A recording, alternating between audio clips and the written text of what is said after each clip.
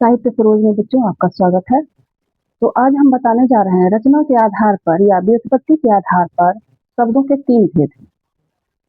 पहला रूढ़ शब्द या मूल शब्द, यौगिक शब्द, यौगरूढ़ शब्द।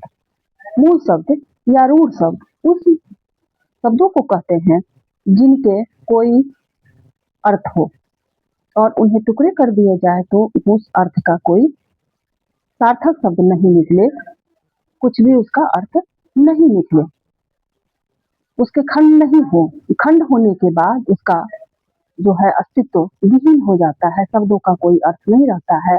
अर्थवान शब्द को ही मूल शब्द कहते हैं। जैसे पुस्तक, नल, पानी, हाथ आदि शब्दों का अर्थ है, परंतु यदि इन्हें अलग कर दिया जाए जैसे ना, धन, ला, तो नल नल कोई अर्थ, ना का कोई अर्थ नहीं, ला का कोई अर्थ नहीं।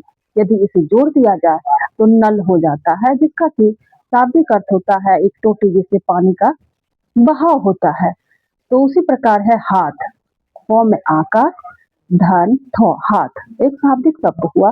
इसके कुछ अर्थ होते हैं, जैसे मानव का शरीर हुआ, अंग का, मानव शरीर के एक अंग हाथ होते हैं, इसका अर्थ होता है यदि इसे टुकड़ा कर दिया जाए जिसका कोई अर्थ ना हो तो उसका कोई सार्थक शब्द नहीं समझ सकता है, नहीं बोल सकता है। तो इन्हें ही मूल शब्द कहा जाता है बच्चों, इसे ही रूढ़ शब्द भी कहा जाता है। अब आते हैं यौगिक शब्द। यौगिक शब्द 2 से अधिक शब्दों के मेल से बनते हैं, वो सार्थक शब्द होते हैं, ये इसे यौगिक शब्द कहते हैं। इन शब्दों के टुकड़े किए जाएं तो खंड भी सार्थक होते हैं, वैसे शब्दों को यौगिक शब्द कहते हैं। जैसे रसोई, धन, घर। रसोई घर, रसोई का भी अर्थ होता है बच्चों और घर का भी अर्थ होता है, इसलिए इसे यौगिक शब्द कहते हैं। प्रयोग, धन, शाला, प्रयोगशाला, प्रयोग का भी अर्थ होता है और शाला का भी अर्थ होता है बच्चों, इसीलिए दोनों शब्द सार्थक शब्द हैं, इन्हें प्रयोगशाला कहते हैं।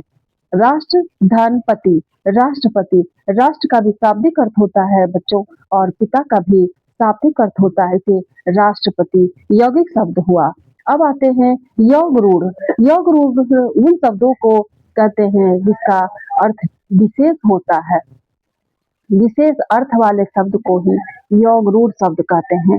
जैसे पंकज, पंकज, जलज, जल, धन, जलज।